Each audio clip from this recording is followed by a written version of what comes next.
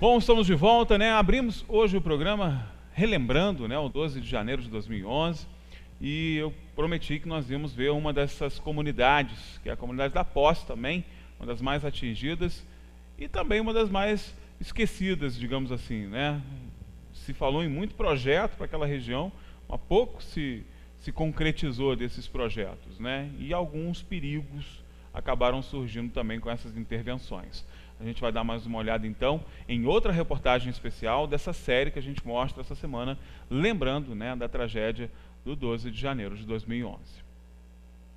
7 anos após a maior catástrofe natural do país, muitos problemas gerados pelos inacreditáveis deslizamentos de terra e transbordamentos de rios e as promessas feitas por aqueles que pretendiam resolvê-los acabaram esquecidos. Uma das grandes soluções apresentadas para evitar novas perdas materiais e de vidas ao longo de um dos cursos d'água mais afetados na madrugada de 12 de janeiro de 2011, por exemplo, nunca saiu da etapa dos projetos. O sonhado Parque Fluvial, que atenderia as comunidades da Posse e Cascata do Imbuí, impedindo a reocupação das margens do Rio Príncipe e garantindo opções de lazer para tão sofridas regiões, ficou na história.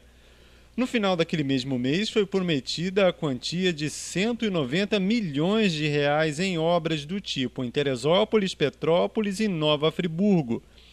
7 meses depois, a então presidente do Instituto Estadual do Ambiente, Marilene Ramos, confirmou o projeto e falou novamente em tais recursos públicos. Com a desocupação, nós vamos iniciar imediatamente a demolição. A execução, a implantação dos parques fluviais ainda depende da vinda de recursos federais. Então, isso nós ainda estamos finalizando os projetos e negociando com o governo federal a vinda desses recursos. Tanto tempo depois, nem o serviço de retirada de imóveis no caminho da água foi concluído entre Campo Grande e Cascata do Imbuí. Milhões foram investidos nas demolições, mas mesmo assim o INEA tentou liberação de novo edital para o serviço cerca de 2 anos atrás, com negativa do Tribunal de Contas do Estado. Além disso, em muitos casos, os moradores não chegaram a acordo com o governo estadual para negociar seus imóveis, como na situação de um prédio de 3 andares no bairro da Posse, que até hoje assombra quem passa pela estrada José Gomes da Costa e guarda marcas da tragédia de 2011. Nas imagens aéreas produzidas pela Padrone para a Diário TV, é possível ver que essa e outras poucas residências continuam bem próximas do rio. Além disso, nos locais onde deveriam existir uma ciclovia e outros equipamentos de lazer, apenas muito mato, vegetação que esconde ainda a questionável obra feita ao longo do Príncipe. O rio foi transformado em uma canaleta em vários pontos e em outros uma manta de pedras e arame também impede o serviço de dragagem. Em meados do ano passado, o presidente Michel Temer anunciou a liberação de 20 milhões de reais para a limpeza do local. Porém, como é evidente, tal serviço realizado pelo Instituto Estadual do Ambiente meses após a catástrofe impede tamanho investimento nessas localidades. Em junho do ano passado, nossa equipe de reportagem esteve no local alertando para o problema. A aplicação de tais recursos seria muito bem-vinda se realmente houvesse como aplicá-los nesse local que até hoje sofre as consequências da maior tragédia natural do país.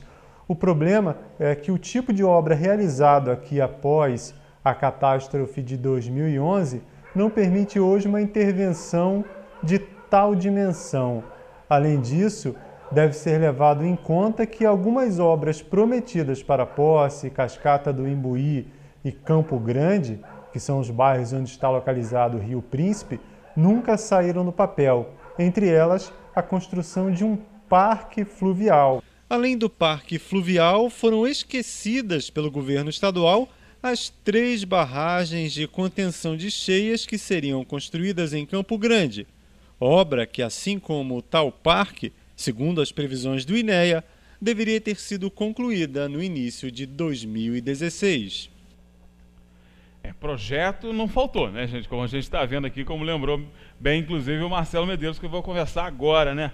Marcelo, projeto, eu lembro que a gente mostrou um bocado de projeto. Um bocado de gente veio aqui, tirou foto, mostrou maquete. Agora, a realização mesmo, infelizmente... O pessoal é bom de projeto, bom de maquete, fica tudo muito bonito, como essa imagem aí do Parque Fluvial.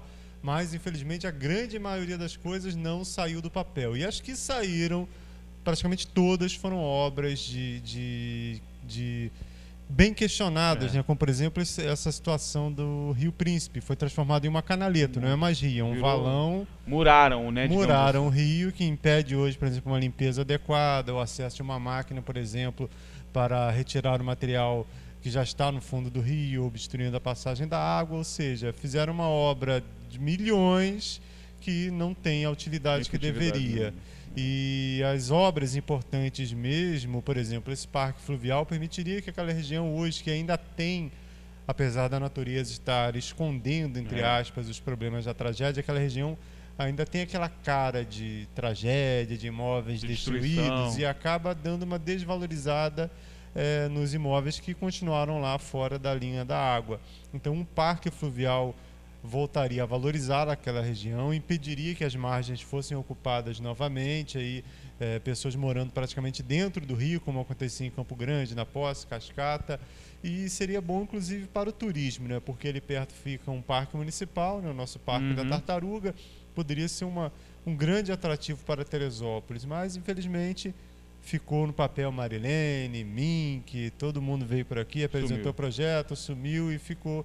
Aí depois veio a palavra crise, né? Inventaram a palavra crise aí. Que virou desculpa para tudo, né? Que substituiu a palavra roubalheira e agora ficou muito mais difícil essa ideia ser levada para frente.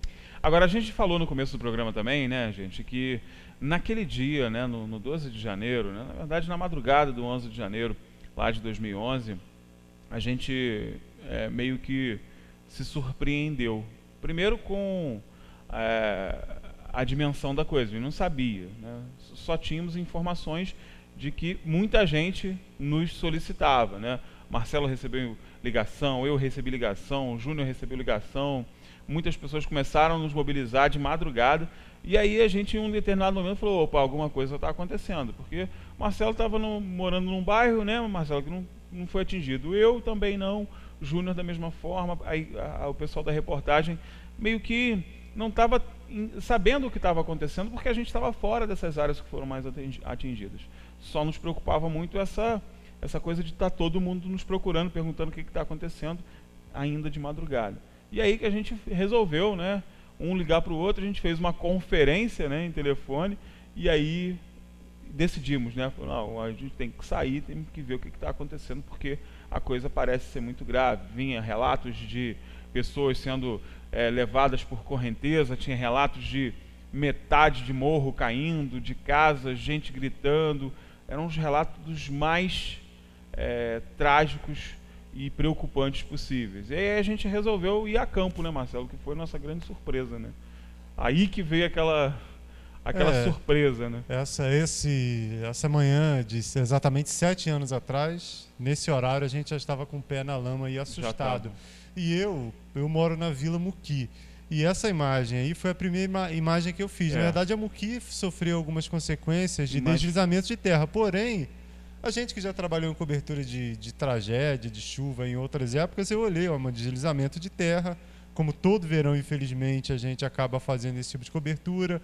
Então, eu olhei de casa durante a madrugada, quando batia um clarão, né, do temporal, dava para ver que tinha acontecido alguma coisa, mas quando amanheceu eu me deparei com essa imagem. Mas achei que era mais um problema, entre aspas, comum do período de verão, dessas chuvas fortes. Aí fotografei, a gente havia se comunicado e decidido ir para campo bem cedo para poder ver o que tinha acontecido. E quando eu desci, depois eu saí de casa, falei, bom, redação do jornal. Na hora que eu desci de carro, a rua estava fechada, nesse trecho aí da Vila Muqui. Já não tinha como passar. Não tinha como passar. E nesse local já tinha muita gente falando que a barragem do Caleme havia estourado, muita notícia desencontrada. Pode passar a imagem, Alex. Aí, do outro lado, Muqui também um pouquinho mais acima, um grande deslizamento, mas, repito, parecia mais uma consequência de chuva de verão, né? Inclusive, a Muqui foi assim, a chuva parece que foi meio que dessa região para trás, assim, né? Para trás. Verdade. Começou, aí causou esse deslizamento. Dali para cá, aí quem mora seguiu, né? De lá para cá não viu nada. Aí, quando eu fui passar por cima, pelo bairro de Paineiras, eu me deparei com essa cena. Essa já era mais preocupante. Espanhol e loteamento feio. Quando eu me deparei de cima, lá do alto da Vila Muqui, para poder conseguir chegar à várzea por Paineiras, eu me deparei com essa cena e fotografei. Aí eu já fiquei um pouco mais assustado. Falei, esse foi, por exemplo, o primeiro bairro que eu fui, né? O pessoal foi se dividindo, eu fui aí para o Espanhol, na época com o Marquinhos, nosso cinegrafista. E a gente achava que ali no Espanhol tinha sido uma tragédia. Na esquerda ali, perto do nosso reloginho, tem aquela grande barreira que atingiu o Marcelo, né? Que foi a gente estava o lá caso mais marcante, né?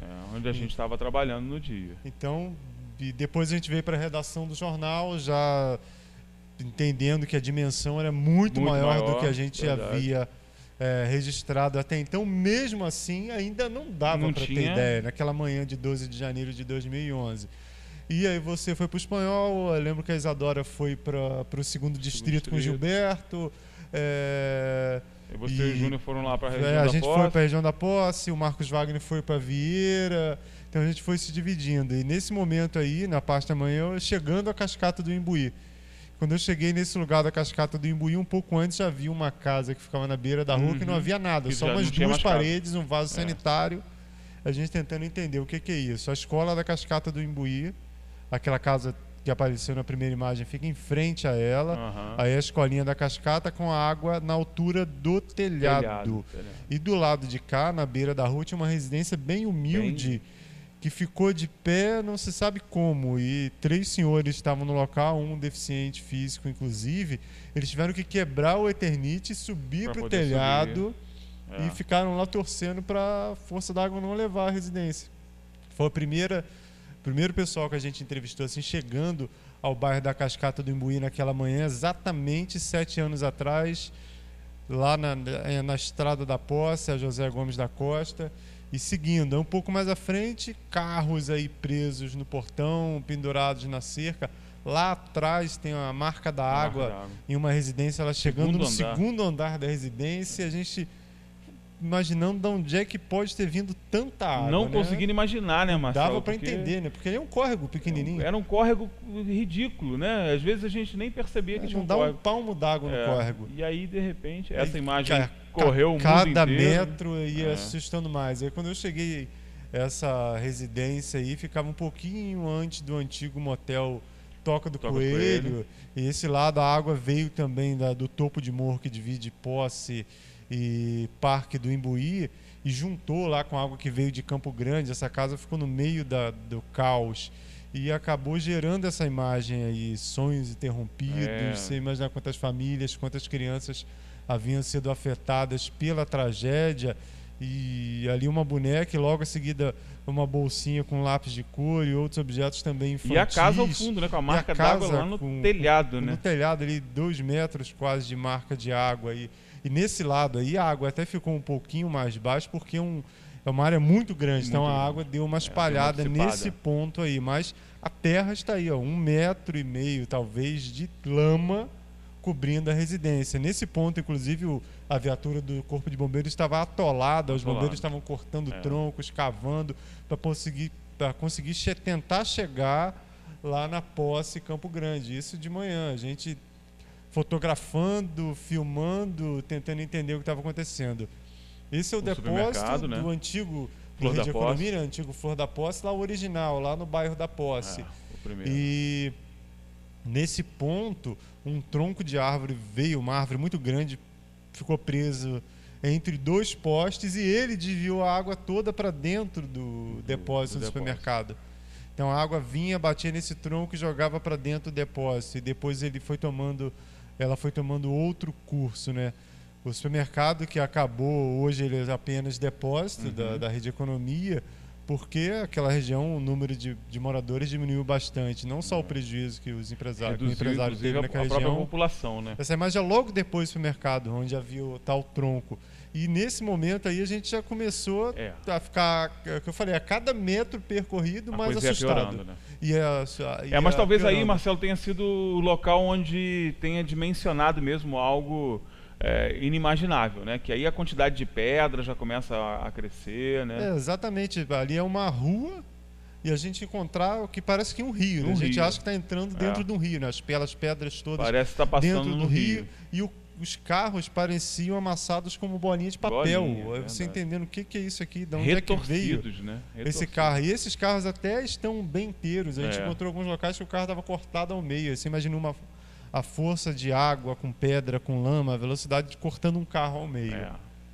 Aí seguindo em direção ao Campo Grande, a capelinha, no meio do olho do furacão, intacta, toda a água passou e a capela intacta, tanto que ela foi recuperada. O André mostrou naquela matéria de Campo Grande, refizeram os canteiros, mas ela ficou ali no olho do furacão, toda a água passando em frente à capelinha lá no bairro da Posse. E a gente, naquela imagem ali, teve que passar por dentro de uma residência, porque não tinha como passar pela rua. O rio ainda estava... onde era a rua virou rio, né? E estava forte ainda a água. Isso aí já era por volta das 11 mesmo, porque a gente esteve na cascata do Imbuí, não dava para passar, voltamos à redação, pegamos o carro do Vanderlei, que é 4x4, para poder chegar nesse local. Então essa imagem é por volta das 11 da manhã e o rio ainda estava com essa força toda aí. Às 11 da manhã, o problema todo aconteceu na madrugada e às 11 da manhã a água ainda estava com essa força.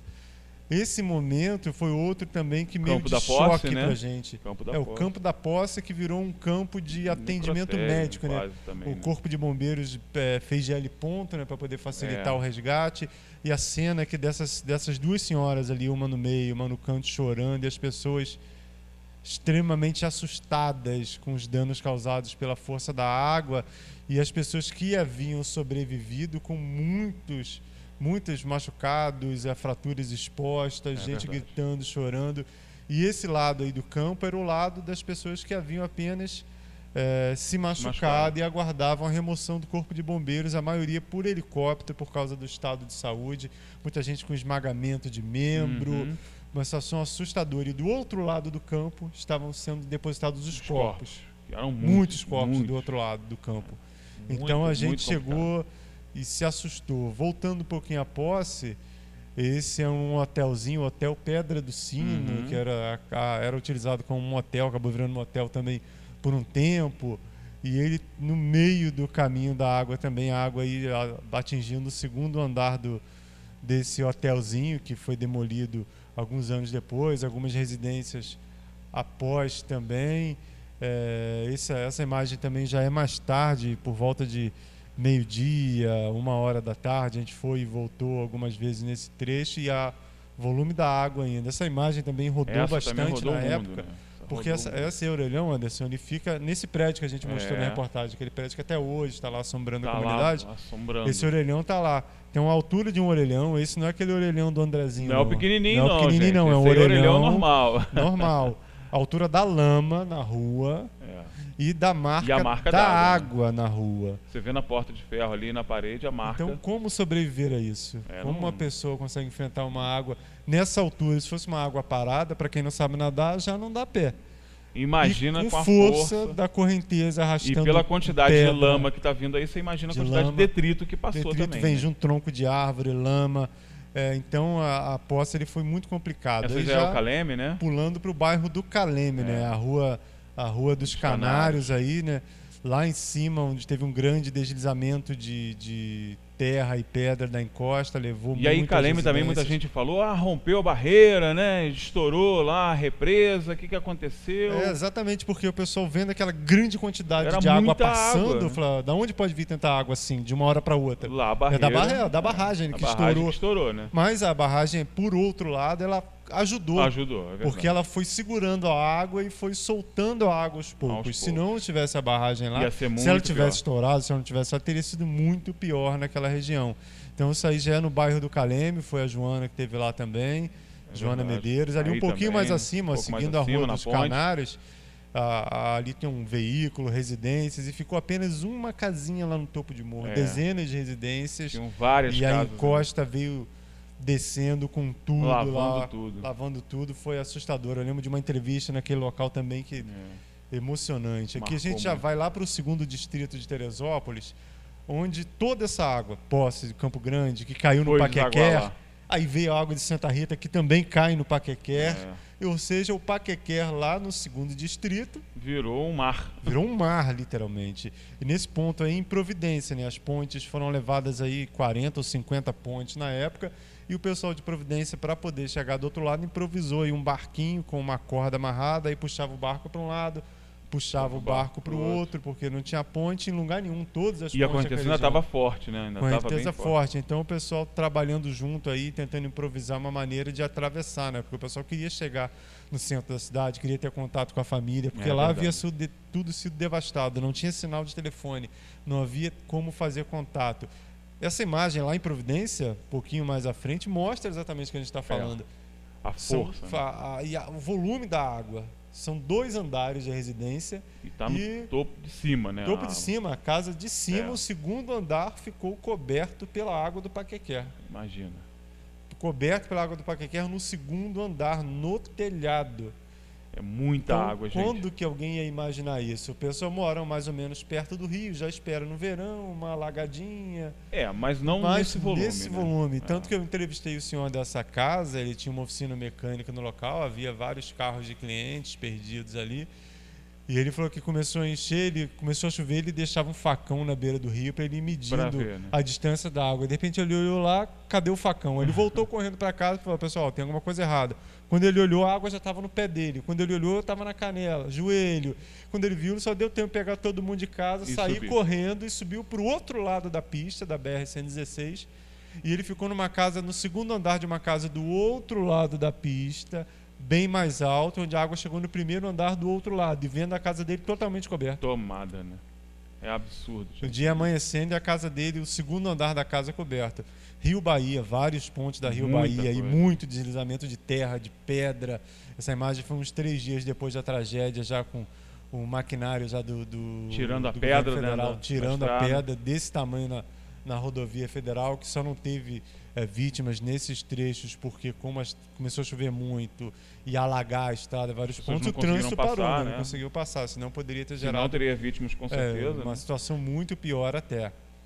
Vamos para a próxima aí, Rodrigo, por favor.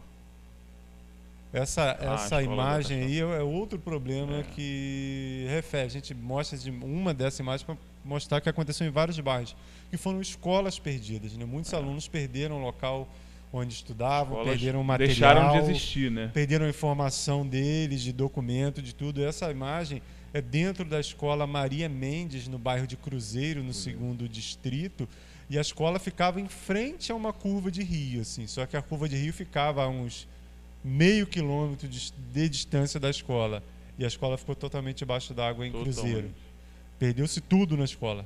Hoje a escola voltou a funcionar, ficou apenas a estrutura do prédio, que foi reformado e recuperado, mas tudo que havia dentro da escola foi pro lixo, material escolar, documentos das crianças, Tudo perdido. computador, tudo perdido. Tudo Então a escola perdido. Maria Mendes, no Cruzeiro, ficou uns 3 anos fechada e as crianças estudando num local muito ruim, bem longe dali, e hoje, felizmente, tanto tempo depois, funcionando novamente. Vamos lá para a próxima, Rodrigo.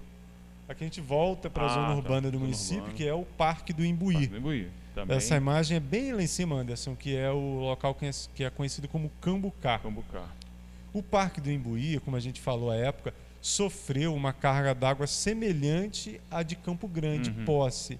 Só que por que o Parque do Imbuí não teve centenas de vítimas como naquela região? Porque no caminho da água, dessa força toda, havia poucas residências. Uhum. Essa é uma das poucas residências que estava exatamente no caminho da água. Diferente de Campo Grande, Diferente que de era Campo Grande, muito Que estavam habitada. todos ocupados na margem. É, Solta rapidinho aquela imagem, Volta mais- Rodrigo. Isso.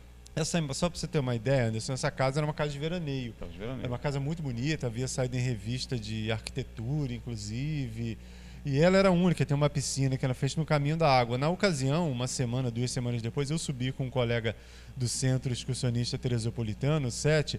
A gente foi seguindo o caminho da água, o curso da água. E lá naquela direita, lá em cima da montanha do Parque do Imbuí, a gente constatou que havia uma destruição bem semelhante de Campo Grande, com uma margem um córrego que tinha, sei lá, meio metro, volume de córrego, 100 metros a margem que tinha de destruição. Ou seja, se houvesse essa ocupação errônea, não só do Campo Grande Posse, mas em vários outros locais da cidade, aí, todo mundo morando na margem do rio, teria morrido muitas pessoas mais, no Parque do Imbuí. Toda essa água foi parar na praça. Hoje esse canto aquela do Parque ocupação desordenada que nós tivemos em Campo Grande não foi encontrada aí, por isso a gente teve menos. Só foi registrada uma morte. No Parque do Imbuí, foi um deslizamento de terra bem à esquerda disso. Hoje essa região está totalmente abandonada, quase ninguém mora mais nesse local, não foi feita intervenção nenhuma. Alguns anos depois ainda aconteceu um novo deslizamento de pedra dessa parede aí, então esse é um dos pontos que foi totalmente esquecido, assim como na próxima imagem que a gente tem aqui. Vamos lá, mostra a próxima, Rodrigo, por favor. Esse barreirão aí, esse grande escorregamento de terra foi na cascata do Imbuí. Cascata do Imbuí também. Seguindo a castrada do ponto do atrativo turístico, lá no finalzinho, uma barreira, essa e outras barreiras gigantes que vieram do topo de morro até o rio Paquequer, que cai lá embaixo.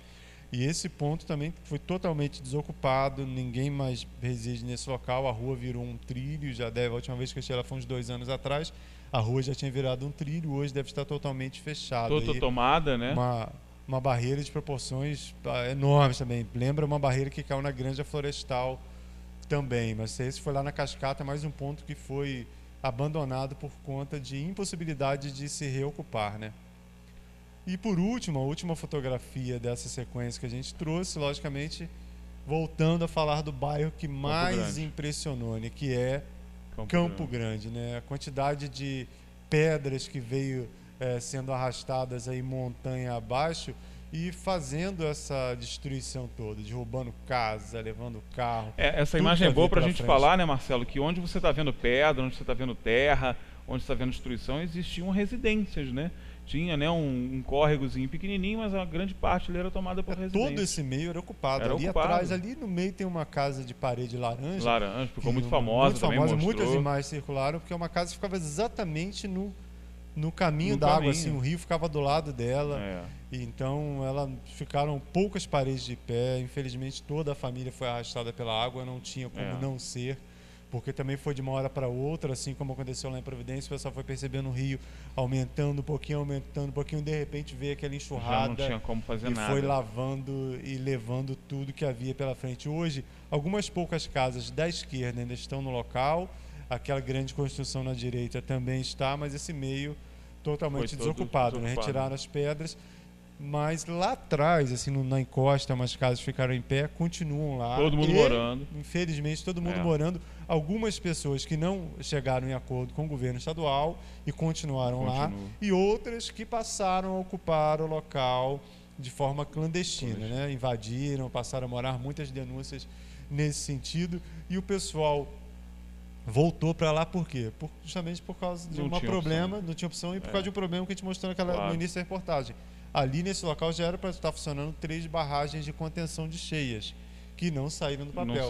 A ideia era dessa Casa Branca ali para cima, na esquerda, ali acima do relógio, dali para frente fazer uma grande barragem de contenção de cheias e outras 2 acima, porque vem um rio da direita, que é o Rio Príncipe, e tem um pequeno curso d'água que vem da esquerda também ali. Os 2 se juntaram nesse meio, causaram essa destruição toda. Então a ideia era uma barragem grande e 2 pequenininhas acima, aí, segundo promessas do Instituto que nunca saíram do papel, né? Que nunca e saíram do papel. Um outro problema também, Marcelo, que a gente acaba diagnosticando aqui sempre nas nossas reportagens, é que essas famílias que estão lá vivendo, elas estão literalmente abandonadas, porque muitas não têm nem sequer iluminação pública. Então, existem muitos casos que as pessoas precisam ir para casa cedo, porque não tem como contar com iluminação, né, na rua, às vezes não tem nem rua direito, e ainda tem esse problema aí da violência, está suscetível a uma série de problemas que a gente mostrou lá. Então, quando a gente fala em abandono, é abandono de verdade mesmo, gente. É abandono, inclusive,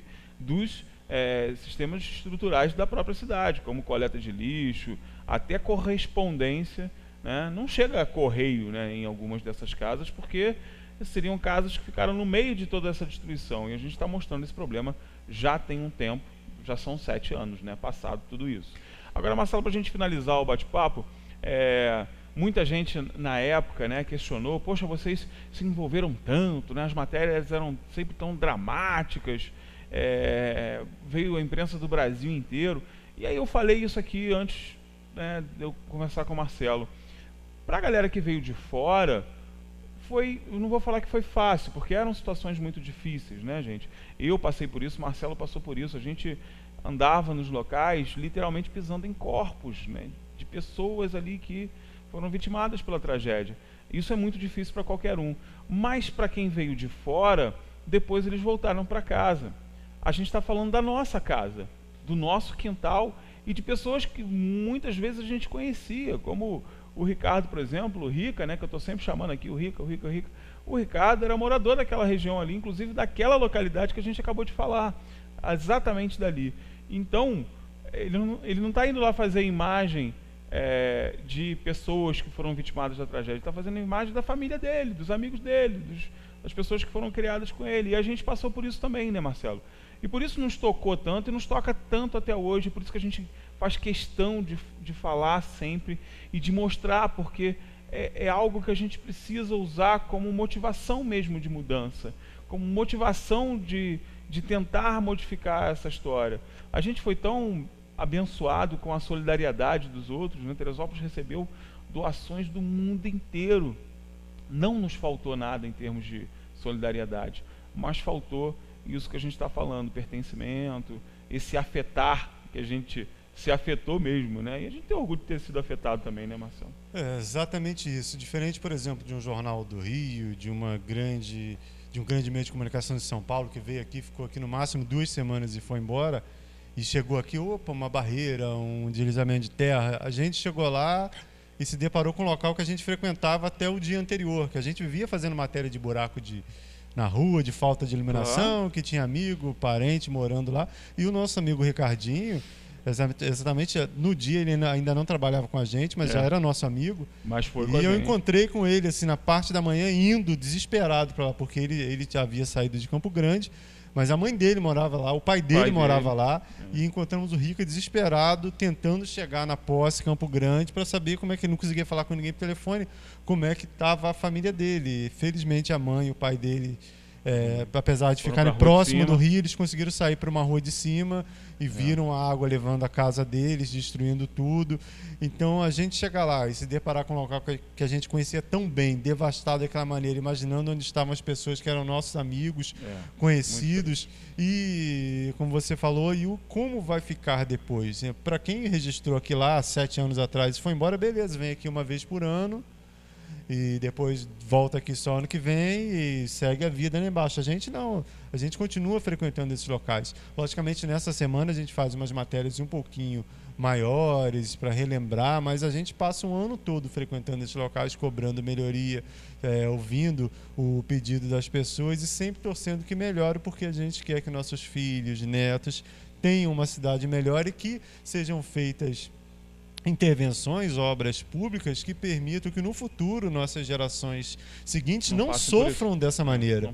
Então eu vou cobrar, a gente cobra de forma muito mais veemente. A gente está aqui, a gente está lá, e no dia a gente, como eu falei no começo, a gente teve até uma dificuldadezinha até de retratar de maneira melhor aquela situação. Pela emoção. Pela emoção, de você chegar lá, de se deparar com uma cena de proporção nunca imaginada, e ainda ter a questão sentimental, né? Já esse pisar em corpos, às vezes você chega lá num amigo seu, um vizinho seu, você fica lá olhando e fala, o que é isso? E às vezes, assim como muitas coisas na vida, a gente acha que não vai ser afetado, né? Lá no começo a gente falou lá do bairro da Vila Muqui, por exemplo, eu estava da janela conversando com o Júnior, vamos pra rua, não sei o que, sem imaginar que de repente poderia vir uma barreira e me atingir. A barreira não me atingiu diretamente, mas ela me atingiu diretamente e de forma tão dolorida quanto. Então foram semanas assim muito intensas para a gente, trabalhando no primeiro dia foi de 6 à meia-noite, depois foi uma rotina que eu lembro de 10 dias, assim, de 8 da manhã à meia-noite todo dia, indo a campo, falando de doação, falando de outros problemas que surgiram após a catástrofe, como por exemplo aquele arrastão que foi anunciado, todo mundo já chocado, a cidade assustada, inventaram que tinha um arrastão no centro da cidade, saiu todo mundo fechando loja, correndo, batendo, e a gente saiu, todo mundo correndo, saindo, e a gente correndo entrando para tentar entender o que estava acontecendo. E já cansado de tudo já cansado, já 3, 4 dias após a catástrofe. Então a gente viveu muito intensamente E hoje, quando vê as pessoas, entre aspas, esquecendo, achando que foi uma coisa normal, é até um pouco difícil, né? Isso não foi uma coisa normal, a gente tem que pegar isso.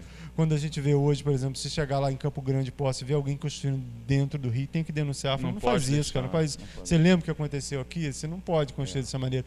Inclusive, eu fiz um trabalho acadêmico para a Faculdade de Ciências Biológicas que mostrou exatamente isso. Eu comparei Campo Grande a Parque do Imbuí. Que na época, um ano depois, foi feito um estudo do ICMBio mostrando essa ocupação, a delimitação de áreas de posse, Campo Grande, a marcação onde deveriam estar as pessoas, 15 metros em alguns pontos, 30 metros depois. E essa marcação exata, feita de acordo com o que deveria ter sido feito, se fosse respeitado o que mandava o Código Florestal, não teria morrido nem um terço dessas pessoas que morreram. Quando a gente fala de ocupação irregular do solo, é exatamente isso que o Marcelo está falando. E da ausência do poder público. E da ausência do poder público. Quem deixa é o Estado. O pior de tudo, além de não intervir nesta ocupação, ainda dá título de posse, né? Que é o mais grave e o que aconteceu realmente, né? Então, se há de se falar em responsabilidade, a gente não pode deixar de falar da responsabilidade dessa ausência do poder público nesse sentido.